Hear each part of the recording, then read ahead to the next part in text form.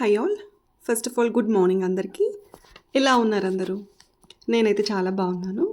నేను నా 18 days of fitness ఛాలెంజ్ని సక్సెస్ఫుల్గా కంప్లీట్ చేసుకొని ఇవాళ డే 19 కూడా స్టార్ట్ చేసి ఫినిష్ చేసేసాను.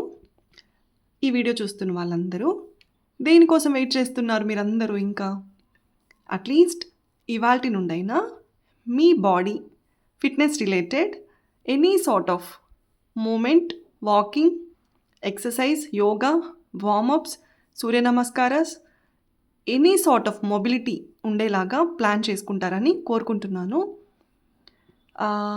సో ఇవాళ యాక్చువల్గా ఐఎమ్ ఇంటూ మండే బ్లూస్ అనమాట. ఎందుకంటే I'm not a travel person యాక్చువల్గా. So as I already told that yesterday I had gone to village. నేను అందరికీ ఆల్రెడీ చెప్పి ఉన్నాను నిన్నటి వీడియోలో దట్ నేను మా ఊరు వెళ్ళేసి వచ్చాను కదా. సో నేను జనరల్గా ట్రావెల్ పర్సన్ కాదనమాట. నాకు కొంచెం ట్రావెలింగ్ జర్నీ సిక్నెస్ అనేది ఉంటుంది. సో ఆ లో మూమెంట్లో ఉండిన్నాను మార్నింగ్ నుండి. That today is Monday. I had to look after all the activities of my kids. వాళ్ళకి FA1s దగ్గరికి వస్తున్నాయి. సో ప్రాజెక్ట్ వర్క్స్ ఇవి అవి ఉంటాయి కదా. Since we were on holiday అవి మేము ఫినిష్ చేయలేదు. So night and morning we had to spend some extra time in finishing those activities. So అందుచేత నేను ఇవాళ కొద్దిగా లోగానే స్టార్ట్ చేశాను. But I didn't stop. So లోగా స్టార్ట్ చేశా కూడా somehow I planned to finish 30 minutes of my workouts. So that is the consistency and motive we should have on our body. So అదనమాట. ఇవాళ నేను డిస్కస్ చేయబోయే topics vitamins, important vitamins గురించి మాట్లాడతాను. ఇంకా ఒక వీడియో చూసాను that inspired me a lot. One women inspired me a lot. So దాని గురించి డిస్కస్ చేయబోతున్నాను. ఇంకా ఈ మధ్యకాలంలో పిల్లల గురించి ఎక్కువ మాట్లాడలేదు. సో నేను పిల్లల గురించి కొద్దిగా వాళ్ళ హోంవర్క్స్ గురించి, వాళ్ళ యాక్టివిటీస్ గురించి కొద్దిగా డిస్కస్ చేయబోతున్నాను. ఇంకా కొన్ని రకాలైనటువంటి క్యాన్సర్ రిలేటెడ్ సిమ్టమ్స్ని ఇగ్నోర్ చేయొద్దండి. సో వాటి గురించి డిస్కస్ చేస్తాను. సో ఇలా ఉంటుందన్నమాట ఇవాల్టి video along with the exercises. Exercises గురించి మాట్లాడకుండా ఈ ఎక్స్ట్రా కరిక్యులర్ టాక్స్ అంత ఎందుకు అని మీరు అనుకోవచ్చు. ఎక్సర్సైజెస్ గురించి చాలా వరకు నేను చేసే ఎక్సర్సైజెస్ అన్నీ మీరు వీడియో ప్లే చేసుకొని నా కామెంటరీ వింటూ ఈజీగా చేసుకోవచ్చు అనమాట. There is no separate requirement to explain those workouts. అవి మళ్ళీ నేను కాలు ఎత్తండి, చేతులు ఎత్తండి, బ్రీత్ తీసుకోండి, బ్రీత్ వదలండి ఇలా చెప్పేంత కఠినంగా ఏమి ఉండవన్నమాట. మీరు ఫ్లోలో ఈజీగా చేసుకునే విధంగా ఉంటాయి. సో అందుకే నేను మళ్ళీ వాటి మీద స్పెసిఫై చేసి చెప్పట్లేదు. I'm going in a general talk అనమాట, general commentary in regards to different aspects of our society. సో మన సొసైటీలో రకరకాలైనటువంటి హెల్త్ రిలేటెడ్, పిల్లల మానసిక స్థితి రిలేటెడ్, వాళ్ళ ఫిజికల్ స్టేటస్ రిలేటెడ్, ఇలాంటి వాటి గురించి నేను మాట్లాడతాను అనమాట. సో ఎవరైనా నా వీడియో ఫస్ట్ టైం చూస్తుంటే ఇవాల్టి రోజు నా 19th day of fitness challenge దగ్గరకు వచ్చి ఇవాల్టి రోజున స్టార్ట్ చేయొద్దండి దయచేసి ప్లీజ్. బికాజ్ గ్రాడ్యువల్గా డే 1 నుండి స్టార్ట్ చేసి మీరు కొద్దిగా మీ బాడీకి తగినటువంటి ఆ ఫ్లెక్సిబిలిటీని ఇంప్రూవ్ చేసుకోండి. So that is more important అనమాట. ఇవాల్టి రోజు డైరెక్ట్ నా 19th day of fitness challenge start చేశారంటే మీకు బాడీ పెయిన్స్ వస్తాయి. So you have a tendency to quit the next day. So మీరు వెంటనే ఆ పెయిన్స్ భరించలేక మీరు క్విట్ చేసే ఛాన్సెస్ ఎక్కువ ఉంటాయన్నమాట. సో స్లోగా 1 by 1 స్టార్ట్ చేసుకోండి.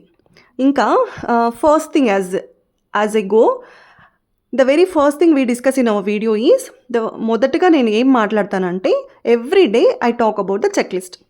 సో నా వీడియోస్ రెగ్యులర్గా చూస్తున్న వాళ్ళు ఎవరైనా come on please open the check list. What is the first point? Please get up from the bed early. ఎంత త్వరగా వీలైతే అంత త్వరగా నిద్ర లేవండి. ఇది నా first point. Second point, have some warm water. కొద్దిగా గోరువెచ్చని నీళ్లు తాగండి. Third point, sit in malasana for 5 to 10 minutes. మలాసనాలో ఒక 5 నుంచి 10 నిమిషాల వరకు కూర్చోండి. Take all your natural calls తీసుకోండి.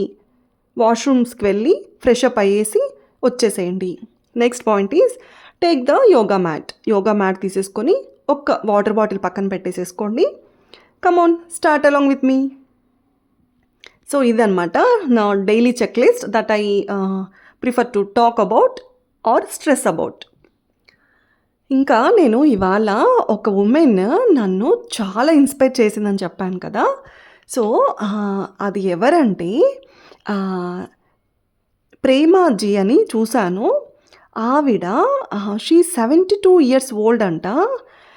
ఆవిడ 108 సూర్య నమస్కారాస్ అట్టి స్ట్రెచ్ చేస్తున్నారండి. సో ఎంత ఫ్లెక్సిబుల్గా చేస్తున్నారంటే అసలు తను ఎక్కడ గ్యాప్ కూడా తీసుకోవట్లేదన్నమాట. She is not even taking a break కూడా తీసుకోవట్లేదు. ఆవిడ వయస్సు 72 సంవత్సరాలు. 72 సంవత్సరాలు ఉన్నటువంటి ఆ మహిళ ఇవాళ నాకు ఎంతో స్ఫూర్తిదాయకం అన్నమాట. మనము హూ ఆర్ జస్ట్ నియరింగ్ 40, మనకి ఇది చాలా కాంప్లికేటెడ్గా అస్సలు వర్కౌట్స్ చేయాలంటే బద్ధకంగా లేజీగా ఇలా ఉంటుంది కదా. So one should get so much inspiration from such sort of persons. అలాంటి వారి నుంచి మనము చాలా ఇన్స్పిరేషన్, చాలా మోటివేషన్ తీసుకోవాలన్నమాట. So today's my inspiration, my motivational women super lady is her. So అలా అనమాట. ఆవిడ నుంచి నేను ఇవాళ చాలా మోటివేషన్ తెచ్చుకున్నాను. Because I already said today I'm on Monday blues. ఇవాళ నేనే మండే బ్లూస్లో ఉన్నాను. This is the fact. Everyday నేను అడుగుతాను కదా, మండే బ్లూస్లో ఉన్నారా మీరందరూ అని చెప్పి. ఇవాళ నేను అదే స్థితిలో ఉన్నానన్నమాట. But I try to overcome from that after seeing such inspirational lady. So అలా that is about that super women. ఇంకా నేను విటమిన్స్ గురించి మాట్లాడతానని చెప్పాను కదా. So there are 2 types of vitamins అనమాట. ఒకటి వచ్చేసి డి విటమిన్, ఇంకొకటి వచ్చేసి B12 విటమిన్. మనకి డి విటమిన్ అన్నది మన బాడీకి చాలా అవసరమని అందరికీ తెలుసు. కానీ lot of people end up with D vitamin deficiency. D vitamin deficiency ఉన్నట్లయితే మన బాడీకి కాల్షియం అబ్జార్ప్షన్ జరగదు. కాల్షియం అబ్జార్ప్షన్ జరగకపోతే మన ఎముకలు వీక్ అయిపోతాయి. So one should carefully monitor the D విటమిన్ని చాలా జాగ్రత్తగా పరిశీలించుకుంటూ ఉండాలన్నమాట. సో డి విటమిన్ ఇవాళ రేపు చాలామంది 4 గోడల మధ్యలో వర్క్ రీత్యా 4 గోడల మధ్యలో ఉంటూ, ఏసీ గదుల్లో ఉంటూ, అస్సలు బయట ప్రపంచానికి ఎక్స్పోజ్ అవ్వకుండా ఇలా ఉండడం వల్ల మనకి డి విటమిన్ మన బాడీకి తగిన మోతాదులో లభించదనమాట. మార్నింగ్ 10 to 4 ఆ మధ్యలో ఒక్క 15 to 20 minutes మనము ఒక్కసారి అలా సూర్యరశ్మిలోకి వెళ్ళి బ్రిస్క్ వాకింగ్ చేస్తే మనకి ఆ డేకి సరిపడేంత డి విటమిన్ అన్నది మన బాడీకి లభిస్తుందన్నమాట. ఇది చాలామంది ఇగ్నోర్ చేస్తారు.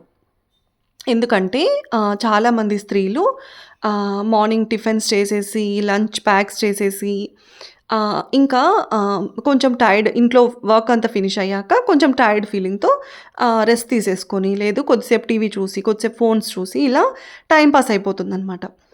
మనము బయటికి వెళ్ళకపోవడం చేత మనకి ఆ డి విటమిన్ డెఫిషియన్సీ అనేది వస్తుంది. కొంతమంది ఈ డి విటమిన్ డెఫిషియన్సీని ఇగ్నోర్ చేయడం వల్ల over the period of time చాలా కాంప్లికేషన్స్ని ఫేస్ చేస్తారు. బాడీ డౌన్ అయిపోతుంది, మనకి ల్యాక్ ఆఫ్ ఎనర్జీ ఉంటుంది, చాలా డల్గా ఉంటాము, మనకి చాలా రకాలైనటువంటి ఇన్ఫ్లమేషన్స్ స్టార్ట్ అవుతాయి, మన బాడీకి ఆ రెసిస్టివ్ పవర్ తగ్గిపోతుంది, ఇమ్యూనిటీ పవర్ తగ్గిపోతుంది, తట్టుకునే శక్తిని కోల్పోతాము. సో ఇలాంటివన్నీ వస్తాయన్నమాట. ఈ సిగ్నల్స్ అన్నీ ఉన్నా కూడా చాలామంది ఇగ్నోర్ చేసేస్తారు. కొంతమంది ఈ డెఫిషియన్సీని గుర్తించి వాళ్ళు కాంపెన్సేషన్ చేసుకుంటారనమాట. అంటే they take the D vitamin tablets. So D vitamin capsules వేసేసుకొని వాళ్ళు ఆ డి విటమిన్ డెఫిషియన్సీని భర్తీ చేసుకుంటారు. సో ఇలా మనకు సాధ్యమైనంత వరకు సూర్యకిరణాల వల్ల వచ్చే D vitamin natural D vitamin. So, అలా ఆ రూపంలో మనకి బాడీకి డి విటమిన్ అందేలాగా చూసుకోవడం అన్నది చాలా ఇంపార్టెంట్ అనమాట. ఇంకా వయసు పెరిగే కొద్దీ మన బాడీకి మెలటోనిన్ అనే ఒక హార్మోన్ అనేది రిలీజ్ తగ్గిపోతుందనమాట. సో, అలాంటి వారిలో కూడా ఈ డి విటమిన్ డెఫిషియన్సీ అన్నది గుర్తిస్తారనమాట.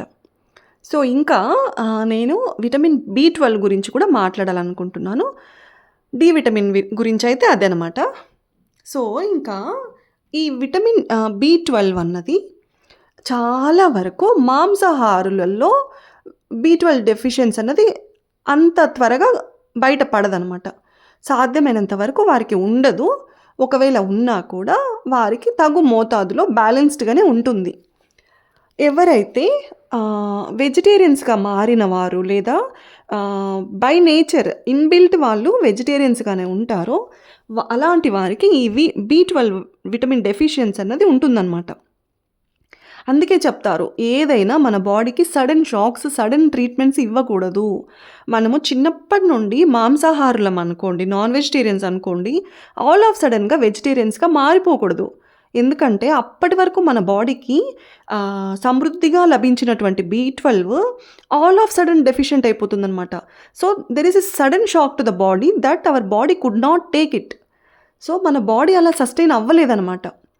సో, ఈ బి12 డెఫిషియన్సీ చాలా వరకు గుర్తించరు. గుర్తించిన వారు బి12 కూడా బి కాంప్లెక్స్ టాబ్లెట్స్ వేసుకోవడం వల్ల మనము ఆ డెఫిషియన్సీ అన్నది భర్తీ చేసుకోవచ్చు అనమాట.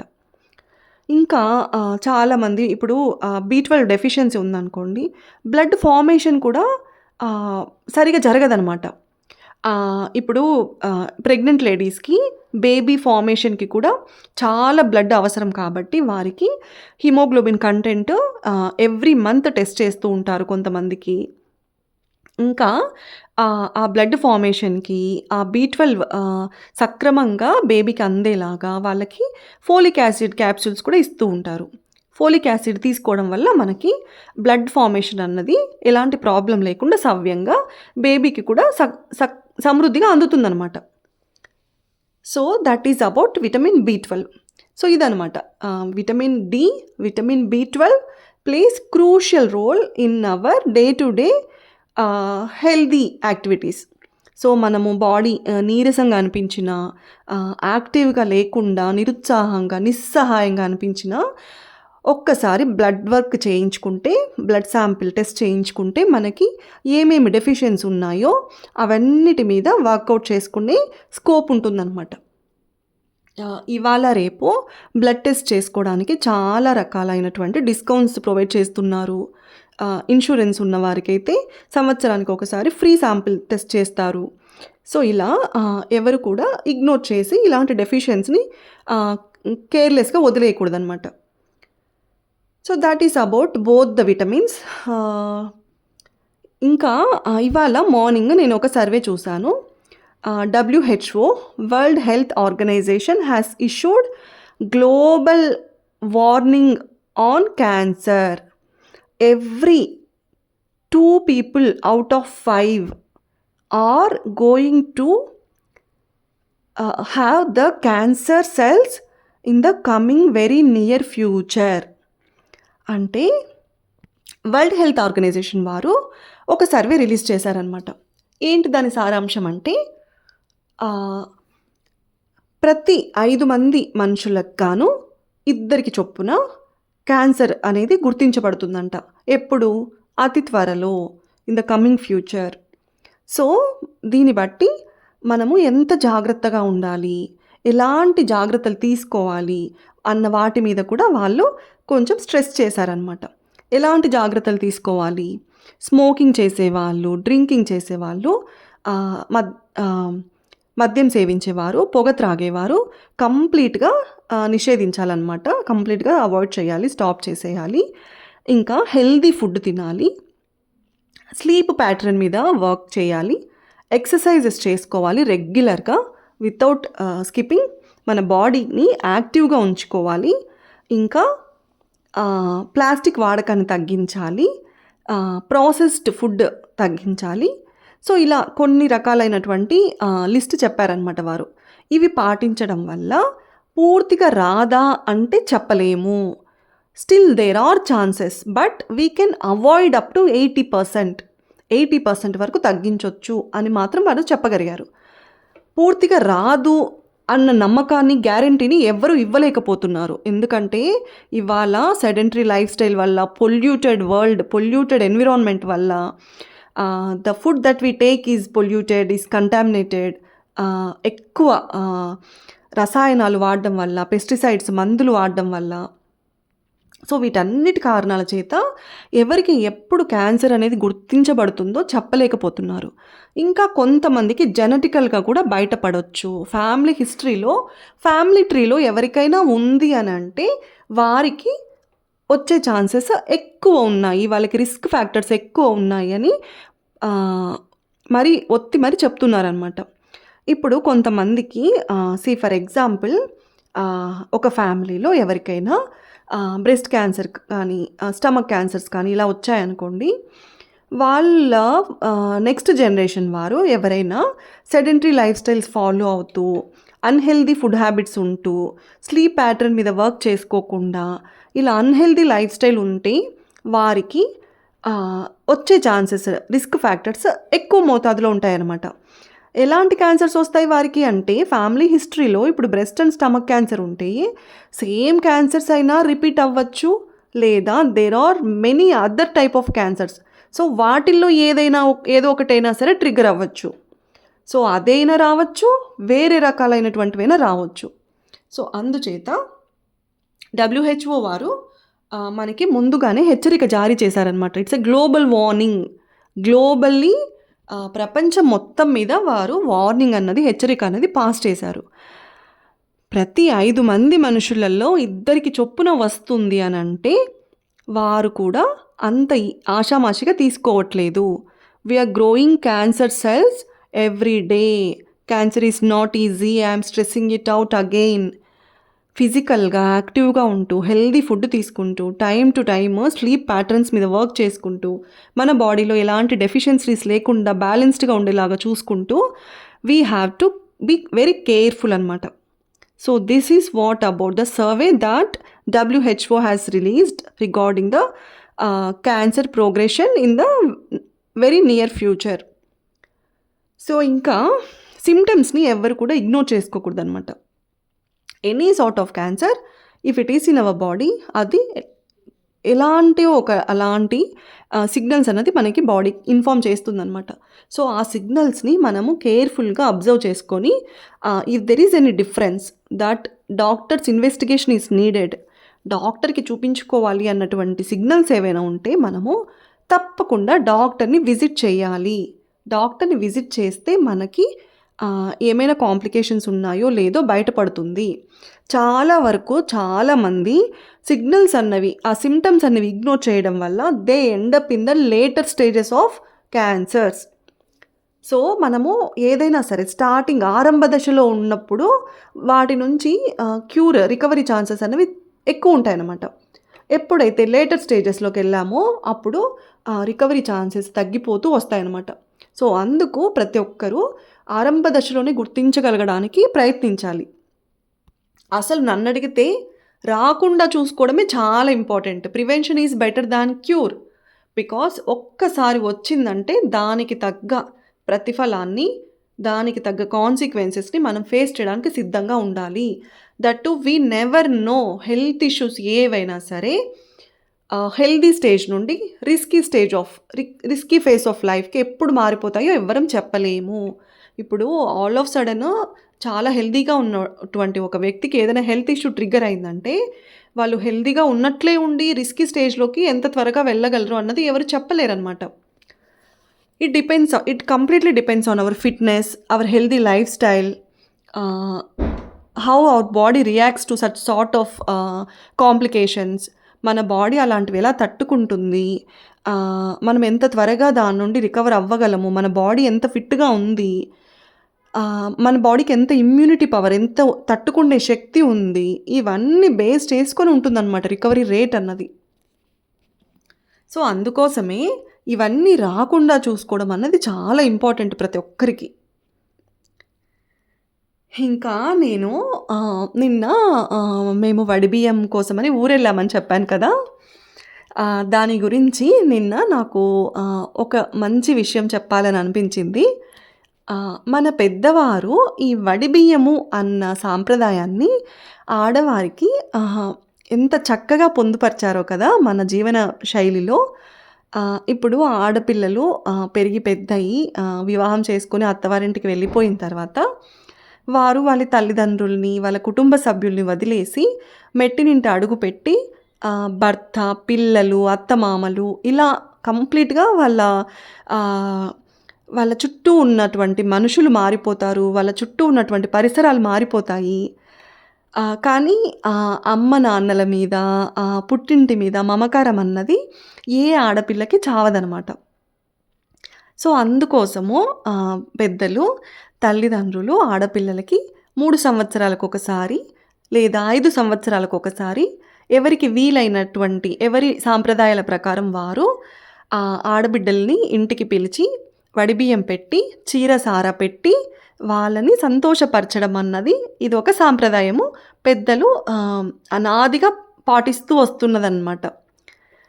సో, ఇక్కడ ఈ వడిబియ్యము, చీరె, సారె ఇవి పెట్టే తల్లిదండ్రులు ఎవరి స్తోమతని బట్టి వారు పెడతారనమాట. ఇప్పుడు కొంతమంది వారి స్తోమతని బట్టి ఎక్కువ పెట్టొచ్చు. కొంతమంది తక్కువ పెట్టొచ్చు. ఎక్కువ, తక్కువ అన్నదాన్ని విలువ కట్టే కంటే ఆ తల్లిదండ్రుల, ఆ తోబుట్టువుల ప్రేమ, ఆప్యాయత, అభిమానాల్ని మాత్రమే చూస్తుందనమాట ఏ ఆడబిడ్డైనా కూడా. సో, వారు పెట్టిన దాన్ని మనస్ఫూర్తిగా అంగీకరించి వారి కుటుంబము, వారి వంశాభివృద్ధికి, వారి ఆరోగ్యానికి వారు ఆయురారోగ్యాలతో నిండు నూరేళ్ళు చల్లగా ఉండాలి అని ఆశీర్వదించి వెళ్తుందనమాట. సో, ఇది ఎంత మంచి ఆచారం కదా! So, this also creates happy hormones to all women అనమాట. ఎవరైతే ఈ వడిబియ్యం సాంప్రదాయాన్ని పాటిస్తారో వారికి తెలియకుండానే వారి ఏమంటారు హార్మోన్స్ చక్కగా సవ్యంగా పనిచేస్తాయన్నమాట. సో, ఇదొకటి నిన్నటి రోజు విషయాన్ని నేను గుర్తు చేసుకోవాలని అనుకున్నాను.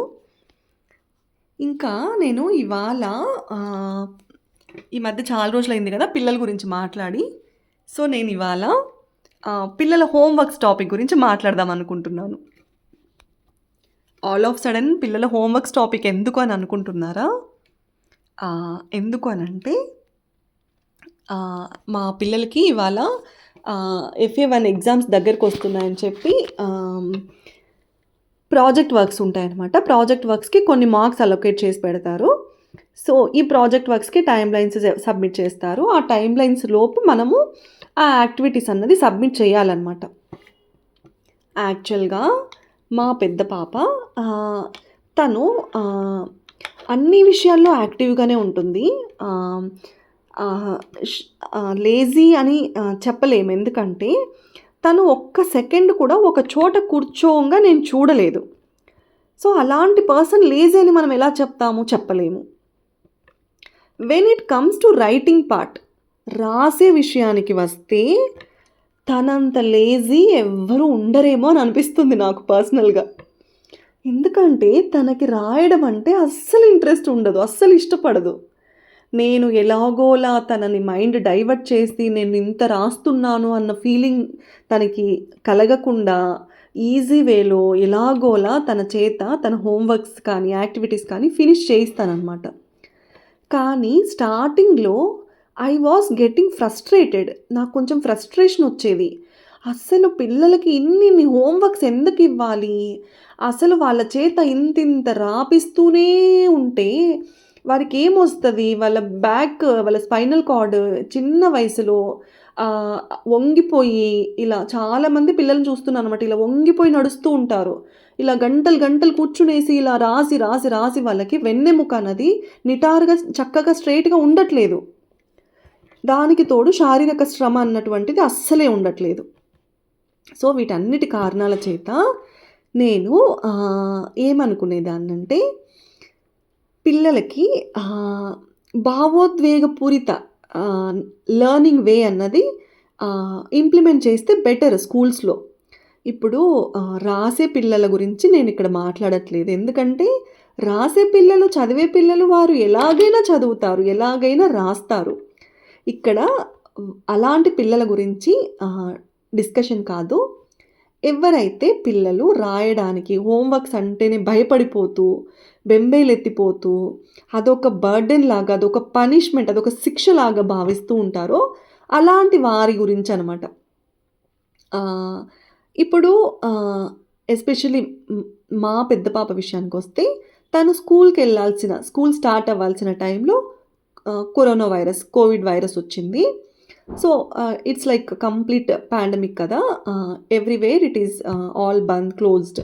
సో, తను స్కూల్ జాయిన్ అవ్వాల్సిన టైంలో జాయిన్ అవ్వకపోవడం చేత తనకి ఆ గ్యాప్ అలా గ్యాప్ వస్తూ వస్తూ తను ఒక టైప్ ఆఫ్ ప్లేఫుల్ మోడ్‌లోనే ఉండిందనమాట. సో, ఆల్ ఆఫ్ సడెన్ స్కూల్‌లో జాయిన్ చేసినప్పుడు తనకి స్టడీస్ పట్ల ఎందుకో మరి ఇంట్రెస్ట్ అనేది క్రియేట్ అవ్వలేదు. తను కంప్లీట్‌గా ఒక లేజీ క్యాండిడేటా అంటే అలాగని లేజీ క్యాండిడేట్ కూడా కాదు.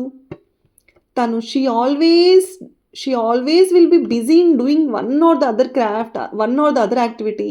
అది ఎంత యూజ్ అవుతుంది నాకు కానీ, తనకు కానీ అంటే తెలీదు. But she still works on something. Maybe తను క్రియేటివ్ అనుకోవాలా? క్రియేటివ్ అంటే ఇవాళ రేపు పిల్లలు ప్రతి ఒక్కరు క్రాఫ్ట్ వర్క్స్ అన్నీ చేస్తుంటారు. చదివే పిల్లలు క్రాఫ్ట్ వర్క్స్ చేయడానికి, ఇలా చదువు పట్ల ఇంట్రెస్ట్ చూపించని పిల్లలు క్రాఫ్ట్స్ వర్క్ చేయడానికి ఏమైనా వ్యత్యాసం ఉంటుందా? So, these are all the questions అనమాట that's running in my mind. So, రాసే విషయానికొస్తే it's like it's a very big task for me అనమాట. ఇంకా కూడా స్కూల్స్‌లో ఏం చేస్తున్నారంటే పిల్లలు ఎవరైనా సరిగ్గా హోంవర్క్స్ రాయలేదు, ఏవైనా పెండింగ్ వర్క్స్ ఉన్నాయంటే, మీరు ఇది ఇవాళ ఫినిష్ చేసుకొని రాకపోతే మేము 10 టైమ్స్ మళ్ళీ ఇదే రాయిస్తాము. అట్లాంటి భయాలు నింపుతున్నారనమాట. అలాంటి భయాలు నింపడం చేత already they have some phobia in writing the original assessment itself. Original assignment రాసేకే వారికి ఏదో తెలియనటువంటి భయము, బెరుకు, నిరుత్సాహము, అయిష్టత ఉంది. దానికి తోడు మళ్ళీ మనము ఇది రాయకపోతే మేము ఇంకా ఎక్కువ పనిష్మెంట్ ఇస్తాము, ఇంపోజిషన్స్ ఇస్తాము, ఇలా భయపెట్టడం వల్ల వారికి చదువు పట్ల అయిష్టత ఇంకా పెరిగిపోతుంది. చదువు అన్నది మార్క్స్ రూపంలో లేదా గ్రేడ్స్ రూపంలో వారికి కొలమానం పెట్టకూడదు. వారికి ఎంత నాలెడ్జ్ ఉంది, వారు ఎంత నాలెడ్జ్ సేకరించారు. ఇంకా ఎప్పుడైనా గమనించండి, పిల్లలకి ప్లేఫుల్ వేలో టీచ్ చేయడం వల్ల మాత్రమే వారికి వారు చదువుకున్నవి లైఫ్ లాంగ్ గుర్తుంటాయన్నమాట.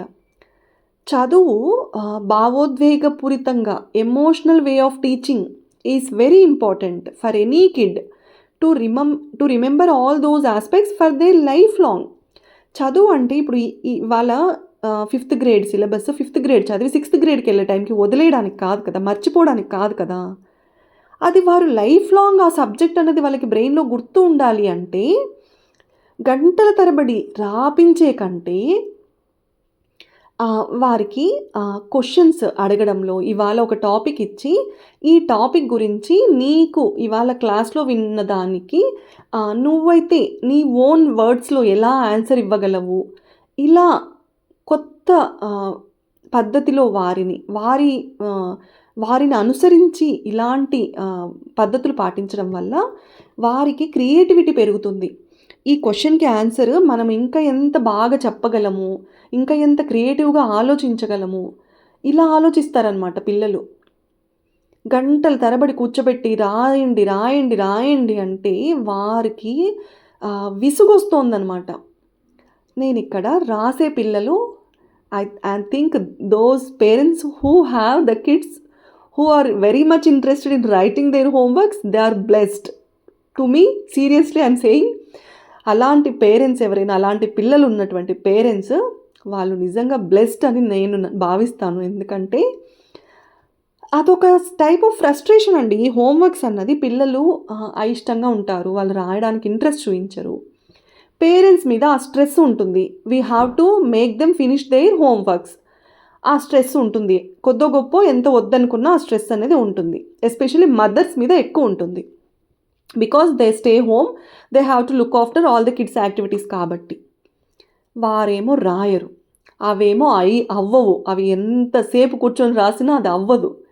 సో నేను ఇంకొకటి చదివాను ఎక్కడో, పిల్లలకంట వారు మానసిక స్థితిగతులు ఇంప్రూవ్ అవ్వాలంటే గంటల తరబడి కూర్చోబెట్టి రాసే పని కంటే ఇప్పుడు తరగతిని బట్టి తరగతికి 10 నిమిషాల చొప్పున మాత్రమే వాళ్ళకి హోంవర్క్స్ కూర్చొని రాసే విధంగా ఉండాలంట. మిగతాదంతా లెర్నింగ్ పద్ధతిలో మాత్రమే ఉండాలంట. సే ఫర్ ఎగ్జాంపుల్ ఇప్పుడు ఫస్ట్ గ్రేడ్ పిల్లవాడికి 10 నిమిషాల చొప్పున, సో సెకండ్ గ్రేడ్ వాడికి 20 నిమిషాల చొప్పున, అలా ఇప్పుడు థర్డ్ గ్రేడ్ వారికి ఒక 30 నిమిషాల చొప్పున, అలా అనమాట. సో ఇలా పెంచుకుంటూ ఒక ఫిఫ్త్ గ్రేడ్ స్టూడెంట్కి ఒక 50 నిమిషాల చొప్పున మాత్రమే హోంవర్క్స్ ఉండేలాగా ఉండాలి. ఏమో మరి రాసే పిల్లలకి అలాగే మరి అదే టైమింగ్స్ ఫాలో అయ్యి మరి హోంవర్క్స్ ఇస్తున్నారో ఏమో నాకు తెలీదు. When it comes to my kids writing, it's taking more time. When it takes more time, she is feeling stressful. So అలా అనమాట. Each kid is unique. నేను మరీ చెప్తున్నాను, ప్రతి ఒక్క పిల్లవాడు సేమ్ కాదు. ఎవరికైనా ఎవ్రీ కిడ్ ఈజ్ యూనిక్ అన్నప్పుడు ప్రతి పిల్లవాడికి ఎవరికి తగినటువంటి టాలెంట్ వారికి ఉండనే ఉంటుంది. కొందరికి రాసేది ఇష్టం ఉంటుంది, కొందరికి చదవడం ఇష్టం ఉంటుంది, కొంతమందికి 2 ఇష్టం ఉంటాయి, వాళ్ళు క్లాస్ టాపర్స్గా ఉంటారు. సో ఎవరి నాలెడ్జ్ని, ఎవరి కెరీర్ని మార్క్స్తో కానీ ఆ క్లాస్లో వారికి వచ్చిన గ్రేడ్స్ని బట్టి కానీ మనము డిసైడ్ చేయలేమన్నమాట. నేను ఒక ఎగ్జాంపుల్ చెప్తాను. ఒక person, he's a well educated person. ఆయన జేఈఈ మెయిన్స్ అసలు క్వాలిఫై కూడా అవ్వలేదంట. But later on he became the chairman of JEE board. JEE entrance exam అసలు క్వాలిఫై కూడా అవ్వనటువంటి ఒక మనిషి తర్వాత ఆయన బాగా చదువుకొని ఉన్నత స్థితికి వెళ్ళి జేఈఈ బోర్డ్ ఎగ్జామ్స్కి చైర్మన్ అయ్యారు. బోర్డ్ ఎగ్జామ్స్కే చైర్మన్ అయ్యారు, అసలు క్వాలిఫై కూడా అవ్వనటువంటి వ్యక్తి. సో ఇలా ఉంటుందన్నమాట. ఏ పిల్లవాడి కెరీర్ని, ప్రొఫెషన్ని ఆ గ్రేడ్లో ఉన్నటువంటి మార్క్స్, ఆ ఎగ్జామ్స్లో వచ్చిన రిజల్ట్, ఆ రిపోర్ట్ కార్డు డిసైడ్ చెయ్యదు. సో ప్రతి ఒక్క తల్లిదండ్రులు పిల్లల పట్ల ఈ విషయాలను గుర్తుంచుకోవాలన్నమాట. అలా కాకుండా రుద్ది తోమి నువ్వు రాయాల్సిందే, నువ్వు చదవాల్సిందే, నువ్వు ఇలా చేయడం వల్ల వాళ్ళకి స్ట్రెస్ హార్మోన్స్ అన్నవి చిన్న వయసు నుండే డెవలప్ అవుతాయి. సో అలా చేయడం వల్ల ఎవరికైతే ఆ అయిష్టత, ఆ నిరాసక్తి ఉంటుందో వారికి అది ఇంకా పెరిగిపోయే అవకాశాలు ఎక్కువ ఉంటాయన్నమాట. సో దయచేసి తల్లిదండ్రులు మార్క్స్ వేట వద్దు. పిల్లల ఇష్టాలకి, వారి అభిరుచులకి కొద్దో గొప్ప ప్రాధాన్యత ఇవ్వడం అన్నది ఇంపార్టెంట్. మరీ పిల్లల్ని చదువుకోనివ్వద్దండి, చదువు మీద అసలు ఆసక్తి చూపించద్దండి అని నేను చెప్పట్లేదు. ఎవరైతే పిల్లలు చదువు పట్ల పూర్తి నిరాసక్తితో ఉంటారో అలాంటి వారిని వారి అభిరుచి ఏంటో కనుక్కోండి. వారి అభిరుచిని గుర్తించామంటే who knows, maybe they will be pro experts in their own chosen field కదా. సో అలా అనమాట. నేను ఎక్సర్సైజెస్ చేసుకుంటూ ఆల్మోస్ట్ నా ఫినిషింగ్ స్టేజ్కి వచ్చాను.